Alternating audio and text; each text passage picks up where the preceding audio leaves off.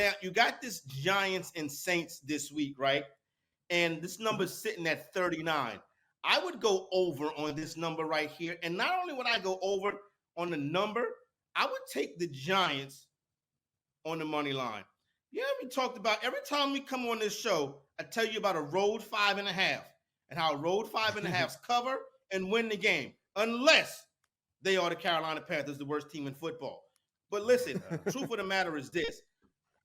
Tommy DeVito, whatever, not a real, we listen, it's probably his 15 minutes of fame. But here's the truth of the matter. His teammates love him. They like there you go. They love him. They like playing for him. They like being around him. You know what I'm saying? The Saints, as a favorite, is never a smart bet. I had a homeboy of mine a couple weeks ago tell me the Giants were going to make the playoffs. I said, get off my phone. Hung the phone up on a big buddy of mine. You know what I'm saying? And now, the other night, he hit me up and was like, we might make the playoffs. And I'm like, you right. Y'all might make the playoffs. As crazy as that may sound. But the New York Giants are going to go into the Dome and beat the Saints this week. And the total will go over 39. Yeah. Hey, listen, come on, y'all. Saints are terrible. If I tell you it's Easter Sunday, put on your fresh outfit, right? I told y'all Alabama was going to win the championship. I told you the Pacers was going to be a player in this in-season tournament. And now I'm telling you, put your money on the New York Giants this week. New York Giants go down to the Dome and pull off the upset.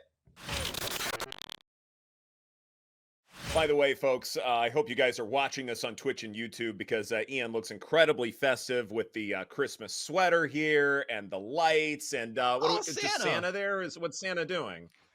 Santa's golfing, bending over on my sweater. Oh, yeah, you probably should show the bottom of the sweater. He's hitting a putt. He's lining up a putt. If I just show the top, it's probably not that Santa funny. got into the eggnog a little bit. Can't stay upright. This is, there we go. Right. Yeah, that was misleading. I thought Mrs. Claus was involved. I'm looking at your Twitter here, and I want to ask you, because I know you go through all of the games, what's one of your favorite sides for this week?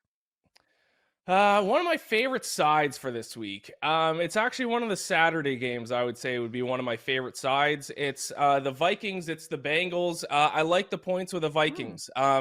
One of my favorite things to do is as soon as a quarterback comes out of nowhere and starts playing well, and people start talking about how good he is and how he could be a starting quarterback on several other teams, I like to go against him and bet the opposite side. So that's what I'm going to do with Jake Browning, especially because actually one of the most, I think, under talked about aspects of the NFL season right now is how good this Vikings defense has become under Brian Flores. All of a sudden, 5th in opponent EPA, 7th in opponent success rate. They're doing a lot of crazy things. They have that one player who's played every position on defense. A lot of really confusing zone blitzes. It's going to be a lot of things that for an inexperienced quarterback like Jake Browning, I think it's going to be a little bit too much for him to handle. So have they announced yet who's playing quarterback for the Vikings? I don't really think it makes much of a difference. I think the defense is Mullins. Yeah. That's who I'm kind of hoping for. So yeah, if it is him, even better. But I think the defense is going to be the difference maker in this game. So I like the points of the Vikings on Saturday. 34.5 seems light. I know you're depending on Easton, but it seems light. Easton. Is he first name basis yet? I can't take him seriously. It's just 3.5 receptions for Palmer. What? I can do it. Sure. Why not? Like, look at who else is going to get it? I mean, Quentin Johnston's dead to us. We know that much. And Austin Eckler, how much do we really want to trust him in this spot? Like, he's not going to get the lion's share per se. So I wouldn't have a problem with that. Yeah. Easton. This game's stupid. I mean, anyone want to bet the under? I don't think I can do that. Would we look at Devontae over on his prop, or is that just asking way too much in this situation? It was 67.5 last night. He's gone over that 6 times. Yeah. I don't know the quarterback, so that's the problem. And the starting quarterback that we think is going to be sucks. And now you're getting a higher number than, let's say, Palmer. But I do like your game script idea of running the ball a lot with Josh Jacobs. And I think if it is Aiden O'Connell, he should be able to get the ball out quickly to Devontae. But yeah, 67.5 is high. Even if it's Jimmy G, I think he'd be good for one game. Probably learned his lesson. I mean, both of these teams have just been in games that. So 2 weeks ago, it was the Chargers that were in that 6-0 game. Last week, it was the Raiders and Vikings were scoreless until the last couple minutes. Like, maybe everyone was talking last week about the game that wasn't going to have a touchdown with the Steelers game. Maybe it's this one. Maybe it's this Thursday. So, yeah, we were just due. We were just 1 week early. Like, and that happens to us all the time. It's fine.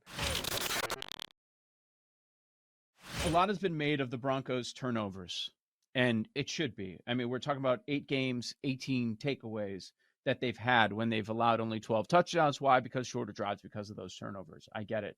But like, you also need to give them some credit. That in the move from a 1-5 start to now sitting 7-6, competing for a playoff spot, they did beat Kansas City. They did beat Buffalo. They beat Cleveland. All 3 of them are probably going to be in the AFC playoffs. Like, it's not a soft schedule thing. It's just a question of, is this sustainable on the turnover end? But we do know that they have good coaching, to back that up. And the Lions. Okay, my first reaction when I saw this matchup after Sunday, after the Lions lose to the Bears, is, okay, they're going back indoors. Everybody's out on Detroit. This is a time to back Detroit. I just wasn't sure that it was going to be at 1.5 this week. That is too much. I understand why it was pushed back down a little bit, and now we're sitting at 4. I get that. If this was 3, I'd be in on Detroit.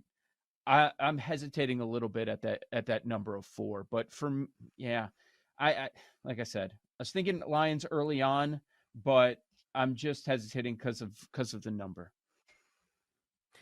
Yeah, and the Lions have failed to cover 3 of their last 4. They turned the ball over. That's been a story for more than a month, while you also mentioned the Broncos and leading the league in their takeaway. So this is a bit of a mismatch. I like the Broncos. I'm going to take the points, and I'd even consider Broncos money line as well. Wow. Okay. There you go. A little plus money banger there. Getting frisky. Yeah, I got to get at least one plus money banger in there in the Saturday slate. Here's my question. Does this number move? Because my model has this as Lions minus 3.4. And right now at 4, I wouldn't do it. But let's say it gets to like 4.5. Is that possibility there? Is this something where maybe I should wait? I don't think it's going. Man, I'm just guessing. When you said does it move, I was thinking it could go to 3.5 when you said move. Right. Well, then I'm definitely not going to do it if that happens. I guess maybe I'm hoping it might go in the other direction, like, Detroit money or something. But I'm probably with you. Like, if I were to do it now, otherwise, like, I just don't like a side here then.